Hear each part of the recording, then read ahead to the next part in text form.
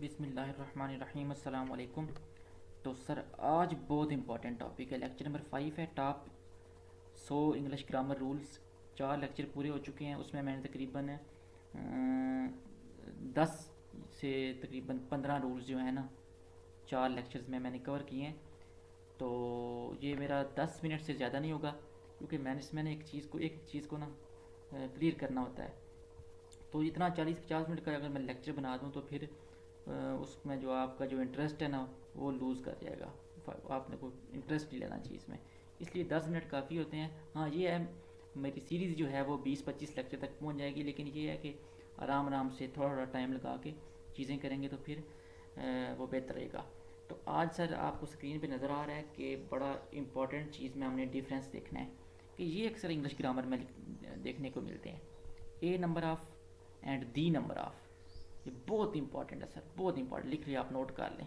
A number of and the number of. तो देखते हैं इसको नेक्स्ट लाइन में क्या मसला है। अच्छा सर, ए नंबर ऑफ़ की अगर मैं डेफिनेशन बयान करूं, ठीक है। ए नंबर ऑफ़ तादाद को ज़ाहिर करता है, तादाद को, यानी कोई चीज़ कितनी है, 1 2 3 4 5। ए नंबर ऑफ़ जो है, ए नंबर ऑफ़, ये दूसरे नंबर पे मैं बात कर रहा हूँ, ये तादाद को ज़ाहिर करता है। जो दी नंबर ऑफ़ है ये किसी चीज़ की अमाउंट को ज़ाहिर करता है, मिकदार को ज़ाहिर करता है, ठीक है, किसी चीज़ के वॉल्यूम को ज़ाहिर करता है। लेकिन ये तो किताबी बातें होगी, ठीक है। ये जो डेफिनेशन मैंने बताई है, ए नंबर ऑफ़ तादाद को ज़ाहिर करता है, दी नंबर ऑफ़ जो है वो मिकदार को ज़ाहिर करता है, ये तो किताबी बातें हैं, इसको याद रखने का कोई फ़ायदा भी नहीं है। ये तो वैसे आप अपने एक नॉलेज में बिठा लें। लेकिन जो चीज़ हमने देखनी है वो ये है कि a number of, the number of के बाद जो आपका वर्ब लगेगा, वर्ब से मुराद is, am, are, was, were, has, have, वो सिंगुलर होगा डी नंबर ऑफ़ के बाद। ए नंबर ऑफ़ के बाद आपका वर्ब प्लूरल होगा। बस ये माइंड में रख लें, इसकी डेफिनेशन को गोला मारो, इसकी डेफिनेशन को जनाब आप गोला मारो, तब ये आपका ये काम होगा, नहीं तो गोलो गोलन पोलो पोल हो जाएगा। ए नंबर ऑफ़ के बाद आपका प्लूरल वर्ब आएगा, दी नंबर ऑफ़ के बाद आपका सिंगुलर वर्ब आएगा। ये आप चीज़ अभी माइंड में लॉक कर लें, कोई ना कोई आप इसका निमोनिक बना लें, ठीक है। अब मैं सेंटेंस पढ़ता हूँ। अब आपने याद रखना है, a number of bus drivers. अच्छा, इसके बाद ए नंबर ऑफ़ के बाद आपका जो नाउन या कुछ भी होगा ना वो भी प्लूरल ही होगा, ठीक है। यानी उसके बाद ए नंबर ऑफ़ बस ड्राइवर्स, यानी ए नंबर ऑफ़, ज़ाहिर सी बात है कि कुछ ज़्यादा ही है। A number of bus drivers, a number of के बाद आपका जो वर्ब होगा वो कौन सा होगा, सिंगुलर या प्लूरल, प्लूरल। तो इसलिए a number of bus drivers is reckless नहीं होगा, यहाँ पे होगा a number of bus drivers are reckless, ठीक है। यानी काफ़ी सारे जो बस ड्राइवर्स हैं वो सुस्त हैं, बेपरवाह हैं, लापरवाह हैं। A number of bus drivers are reckless, क्योंकि ये आर हमने क्यों लगाया है, ये सेकंड रूल से सीखा है। ये जो सेकंड लाइन है ना, ए नंबर ऑफ़ के बाद हमने प्लूरल वर्ब लगाना है। उसके बाद दी नंबर ऑफ़ के बाद आपने सिंगुलर वर्ब लगाना है। The number of drivers who drive, the number of drivers who drive recklessly is increasing, ठीक है। यहाँ पे अक्सर बंदे आर लगाएंगे, लेकिन आपने बस सिर्फ दी नंबर ऑफ़ को देखना है। दी नंबर ऑफ़, इसके बाद आपका जो नाउन होगा वो प्लूरल, ठीक है। Who drive recklessly is increasing, ठीक है। इसी तरह ए नंबर ऑफ़ के बाद आपने प्लूरल वर्ब लगाना है, plural verb. A number of doctors are well mannered, और दी नंबर ऑफ़ के बाद आपने सिंगुलर वर्ब लगाना है। The number of police officials who behave well is increasing. तो ये सिंपल सी बात थी, आप नोट कर लें कापी पे। ए नंबर ऑफ़ के बाद आपने प्लूरल वर्ब लगाना है, प्लूरल वर्ब यानी is, am, are, sorry, are हो गया, वर हो गया, हैज़ नहीं लगाना, आपने हैव लगाना है। और दी नंबर ऑफ़ के बाद आपका जो वर्ब होगा वो सिंगुलर होगा, जैसे ये जो सामने एग्जांपल्स लिखी हुई हैं, ये आप अपनी कॉपी में नोट कर लें चीज़ें, ठीक है। तो नेक्स्ट रूल स्टार्ट करूँ, करूँ करूँ चलो। अब सर डिफरेंस आ गया कि मेजॉरिटी एंड मेजॉरिटी ऑफ।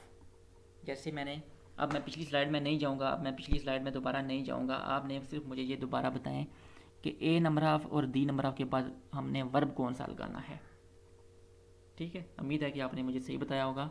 मैं फिर उसको रिपीट कर देता हूँ। ए नंबर ऑफ के बाद आपने प्लूरल वर्ब लगाना है और दी नंबर ऑफ के बाद आपने सिंगुलर वर्ब लगाना है। अब सेकंड मैं दोबारा बताता हूँ आपको। मेजॉरिटी, ये भी बड़ा इंपॉर्टेंट है, मेजॉरिटी एंड मेजॉरिटी ऑफ। अगर सिर्फ मेजॉरिटी होगा तो सिंगुलर वर्ब, अगर मेजॉरिटी ऑफ होगा तो इसके बाद प्लूरल वर्ब आएगा। अगर सिंगुलर मेजॉरिटी की बात करें, ठीक है, तो हमें लगाना है सिंगुलर वर्ब, ठीक है। और अगर हम मेजॉरिटी ऑफ की बात करें तो हमने लगाना है प्लूरल वर्ब, ठीक है। जैसे ये मेजॉरिटी आंसर है, मेजॉरिटी ये देखें, मेजॉरिटी छोटा है, मेजॉरिटी जो है वो छोटा है, इसका मैं आपको निशानी बताता हूँ। और मेजॉरिटी ऑफ जो है वो देखें बड़ा है, इसको मिला के बड़ा है। तो जो चीज़ बड़ी है वो प्लूरल होगी ना, ज़्यादा होगी, तो उसके लिए आप प्लूरल वर्ब लगा दें। और जो चीज़ छोटी है उसके आपने सिंगुलर वर्ब लगाना है। मेजॉरिटी के बाद आपने लगाना है singular verb and majority of के बाद आपने लगाना है प्लूरल वर्ब, ठीक है। अब इसकी सर देखते हैं एग्जांपल। मेजॉरिटी ऑफ बॉयज़, अब आ गया ऑफ, अब आपने वर्ब लगाना है plural. Majority of boys in this class is talented नहीं होगा, आर टैलेंटेड होगा, ये बिल्कुल ठीक लिखा हुआ है, ठीक है। अब इसकी दूसरी एग्जांपल तो उसने दी नहीं है, सिर्फ मेजॉरिटी की, तो आप कह सकते हैं कि मेजॉरिटी इज़ ये सुना है ना आपने सर, मेजॉरिटी इज़ अथॉरिटी, तो ये इसी बेस पे ही है ना, मेजॉरिटी इज़ अथॉरिटी, आपने सुना है अक्सर, ये एक मुहावरा सा बना हुआ है, majority is authority, majority are authority नहीं होती, मेजॉरिटी इज़ अथॉरिटी होती है। तो ये सिंगुलर वर्ब लगा दिया उसने, इसलिए इज़ आया है। अगर मेजॉरिटी ऑफ होगा, majority of boys in this class are talented होगा, फिर आपने प्लूरल वर्ब लगाना है। तो एक रूल ये हो गया। तो नेक्स्ट देखते हैं सर, ये बड़ा इंपॉर्टेंट है, ये बहुत इंपॉर्टेंट है, ये आप समझ लें कि हम पढ़ रहे हैं प्रोनाउन। ये तीसरी स्लाइड में, पिछली जो स्लाइड थे वो तो वैसे ही थे ना, a number of, the number of, majority of and majority, ठीक है। वो जो पिछली जो 2 स्लाइड्स थी वो बहुत इंपॉर्टेंट थी, बहुत इंपॉर्टेंट। अब ये लास्ट स्लाइड है, इस पर हम 3 या 4 मिनट में चीज़ें सारी कवर कर लेंगे। कापी पेंसिल आपके पास होनी चाहिए, चूहे खाने बंद करें और मेरी तरफ तवज्जो दें। अच्छा, अब मैंने जो रूल लिखा है उसको आपने सिर्फ रीड करना है। आफ्टर लेट एंड बिटवीन, यानी लेट का वर्ड आ जाए, लेट का वर्ड आ जाए, या बिटवीन कहीं आप देख लें, आफ्टर लेट एंड बिटवीन, यानी लेट और बिटवीन के बाद आपने use objective case of pronoun, यानी आपने प्रोनाउन का ऑब्जेक्टिव केस लगाना है। अब आपको यही नहीं पता होगा कि ऑब्जेक्टिव केस क्या होता है, तो फिर मैं आपको बता देता हूँ कि सबसे पहले प्रोनाउन क्या होता है। आप मेरी बात को ज़बानी सीखेंगे तो ईजी हो जाएगा। प्रोनाउन, इसकी आप शक्ल देखें पहले, शक्ल इसकी किस तरह है, नवाज शरीफ से मिलती है। प्रोनाउन, प्रोनाउन का मतलब है सर वो, आप कह लें नाउन, ठीक है, या वो वर्ड जो नाउन की जगह इस्तेमाल हो, यानी नाउन का निक नेम प्रोनाउन होगा, ठीक है। जैसे आपका नेम है कि मोहम्मद अली, तो बंदे आपको सिर्फ अली अली कहेंगे, ठीक है। यानी मोहम्मद अली आपका नाउन है और अली आपका प्रोनाउन होगा, ठीक है। ये मैंने एग्जांपल दिया है सारे। अब मैं इसकी और मज़ीद बताता हूँ आपको। जैसा कि आप अली की बात कर रहे हैं, ठीक है, अली वर्क्स हार्ड, एक आपने ये सेंटेंस लिखा है, उसके बाद आप ये नहीं लिखेंगे अली इज़ इंटेलिजेंट, आप लिखेंगे ही इज़ इंटेलिजेंट या ही इज़ वेरी इंटेलिजेंट, यानी आपने अली की जगह आपने ही लगा दिया है, तो वही तो प्रोनाउन है सर। ही, शी, इट, दे, ये सब प्रोनाउन है, ठीक है। अब प्रोनाउन की भी सारी ना कुछ ना होती हैं, हालतें होती हैं, कुछ इकसाम होती हैं, कुछ टाइप्स होती हैं, ठीक है। एक प्रोनाउन ये ना मुख्तलिफ शक्लों में पाया जाता है, ठीक है। जैसे कोई जानवर होता है ना, वो अपनी शक्ल चेंज कर लेता है, ठीक है। जैसे हम सुबह टाइम जब उठते हैं ना, ठीक है, तो हमारा मुंह बिल्ली की तरह होता है, ठीक है। मुंह असा तोते ही को नहीं होता जनाब, तो दंद भी साढ़े जनाब साफ़ को नहीं होते। जब दोपहर में हमारी 10 बजे का टाइम बजता है, सुबह टाइम 10 बजे हम जनाब VIP पेंट कोट पा के जनाब यूनिवर्सिटी जाते हैं, उधर पूंडी शूंडी करके, ओ पूंडी नहीं करनी, यूनिवर्सिटी जाते हैं, फिर सर पढ़ के वापस आते हैं, सो जाते हैं, यानी स्टेट हमारी थोड़ी चेंज हो जाती है। फिर जब हम काम से वापस आते हैं तो फिर हम कैजुअल जो है आम ड्रेस जो है वो पहन लेते हैं, फिर हमारी स्टेट और हो जाती है। लेकिन हमारी जो पर्सनैलिटी है, हमारी शख्सियत है, वो वही रहती है, सिर्फ हमारी ना लिबास चेंज होता है। तो प्रोनाउन का भी कुछ ऐसा ही सीन है, ठीक है। इसकी भी 3 जो हैं वो स्टेट्स हैं, ठीक है। सब्जेक्टिव एक स्टेट होती है सब्जेक्टिव, जैसे ही, यानी ओरिजिनल ओरिजिनल जो के होगी, ओरिजिनल प्रोनाउन की जो ओरिजिनल होगी स्टेट, वो होगी सब्जेक्टिव। मैं यहाँ पे लिख देता हूँ सब्जेक्टिव। जो अब प्रोनाउन ये ही है ना, ये मैं इसको आपको ना इसको पढ़ाऊँगा, अलग आपको पढ़ाऊँगा इस चीज़ को, ठीक है। मैं आपको स्पेशल टाइम दे के इसको पढ़ाऊँगा। ये तो मैं वैसे रूल्स पढ़ा रहा हूँ ना, लेकिन आपके लिए थोड़ा सा मैं फैसिलिटेट करता हूँ चीज़ को। ये सब्जेक्टिव केस हो गया ही, ठीक है। इसके बाद एक होता है केस ऑब्जेक्टिव। ऑब्जेक्टिव वो हो जाएगा, इसका ही का हो जाएगा हिम, हिम, ठीक है। एक होता है केस पोजेसिव, POSSESIVE, पोजेसिव, वो होता है ही, हिम, हिज, HIS, हिज। तो इस तरह होता है। शी का होता है शी, हर। यानी आपने एक केस सीखना है सब्जेक्टिव, एक केस होता है ऑब्जेक्टिव, एक केस होता है पोजेसिव। सब्जेक्टिव केस वो होता है जिसमें बंदा खुद होता है, जैसे ही हो गया, शी हो गया, दे हो गया, हुई हो गया। और ऑब्जेक्टिव केस वो होता है जिसमें बंदे के ऊपर काम हो रहा होता है, जैसे कि हिम हो गया, HIM, हिम, ठीक है। तो और पोजेसिव केस वो होता है जिसमें बंदे की कोई मलकियत नज़र आए, जिसमें बंदा किसी चीज़ का मालिक नज़र आए, जैसे कि हिज, यानी उसकी, हिज पेन, हम बोलते हैं ना हिज पेन, तो जो इसमें जो हिज लफ्ज़ है ना, उसका पेन, तो इसमें पोजेशन नज़र आई है, मलकियत नज़र आई है। तो ये चीज़ ना थोड़ी सी आप माइंड में रखें। मैंने जो रूल बताया था वो ये था कि आफ्टर लेट एंड बिटवीन, यानी लेट और बिटवीन वाले जो वर्ड अगर आ जाएं तो आपने प्रोनाउन का ऑब्जेक्टिव केस लगाना है। तो हम सेंटेंस पढ़ते हैं, द मैटर इज़ बिटवीन, अब बिटवीन आ गया, ही एंड आई। ही जो है वो सब्जेक्टिव केस है, एंड आई है वो भी सब्जेक्टिव केस है, प्रोनाउन है दोनों, ठीक है। ही की जगह हमने लगाना है इसका जो ऑब्जेक्टिव केस वो क्या होगा, हिम।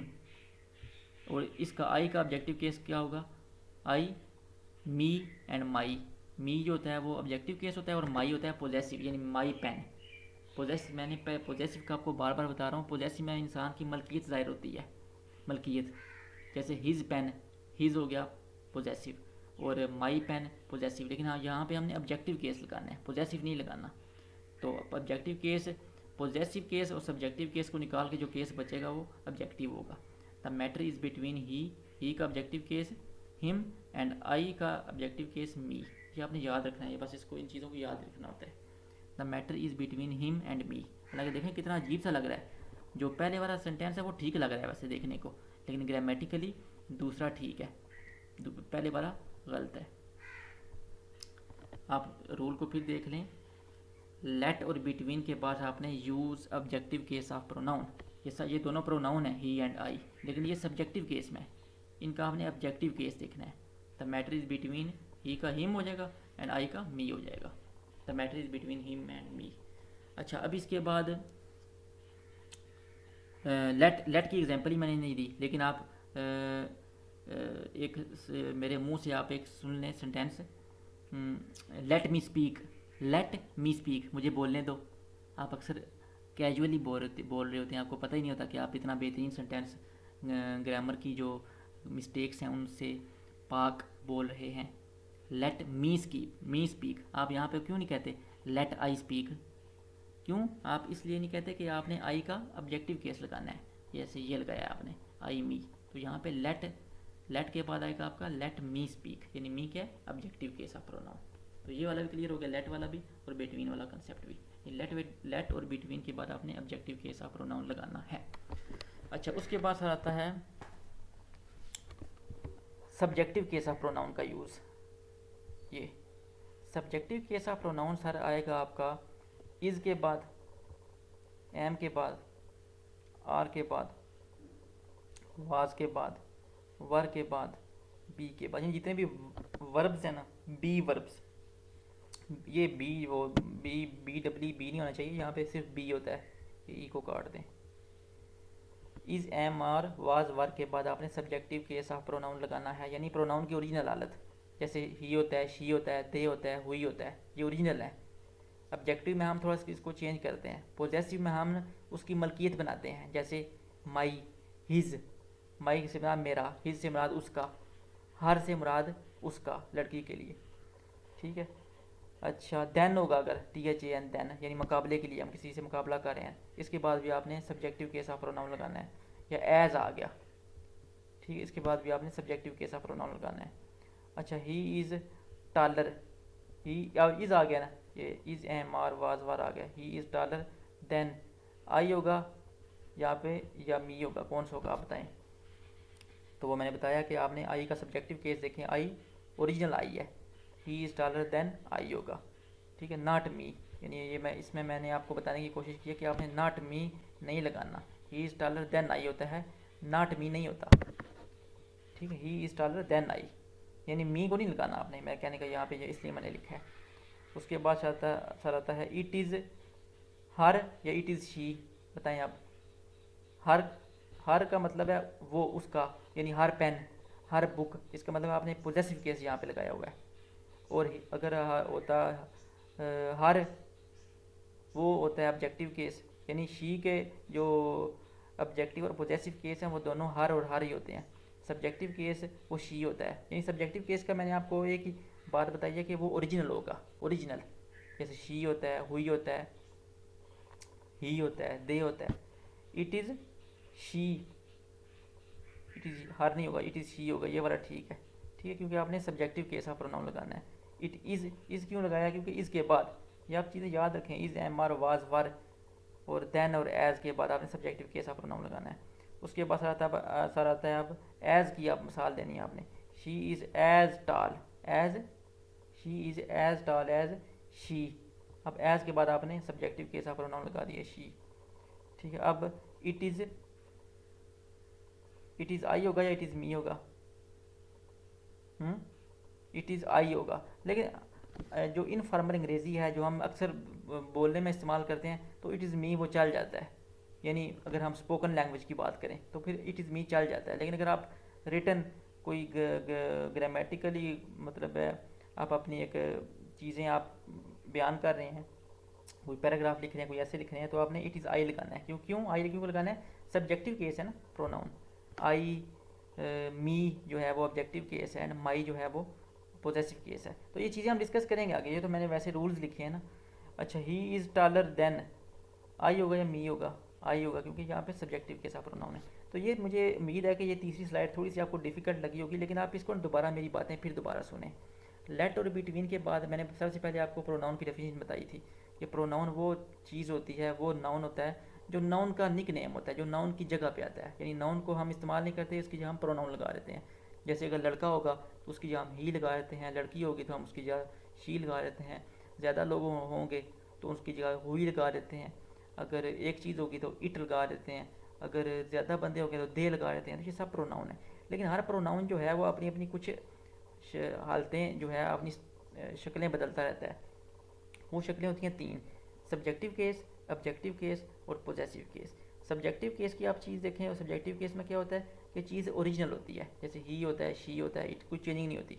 और पोजेसिव केस देखें, इसमें आपको मलकियत नज़र आएगी, जैसे ही की मलकियत क्या होगी, ही हिम हिज, हिज जो है वो मलकियत नज़र आती है, हर भी है वो मलकियत। और ऑब्जेक्टिव केस होगा जो बच जाएगा आपके पास, आई me and my, I original हो गया, माई हो गया मेरी, मेरी चीज़, ये पोजेसिव हो गया, और मी बच गया आपका ऑब्जेक्टिव केस।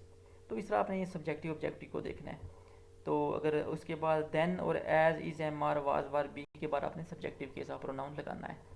तो नेक्स्ट ये थोड़ा सा मुश्किल था, बाकी जो मैंने पहले दो स्लाइड्स हैं उनमें बताया था, ए नंबर आपके बाद आपका प्लूरल वर्ब आएगा और डी नंबर आपके बाद आपका सिंगुलर वर्ब आएगा। उसके बाद मैंने बताया था कि मेजॉरिटी, मेजॉरिटी के बाद सिंगुलर वर्ब, क्योंकि आपने मिसाल देखी थी majority is authority, and majority of के बाद प्लूरल वर्ब आएगा। ठीक है सर, तो ये चीज़ें देखें। अल्लाह हाफिज़।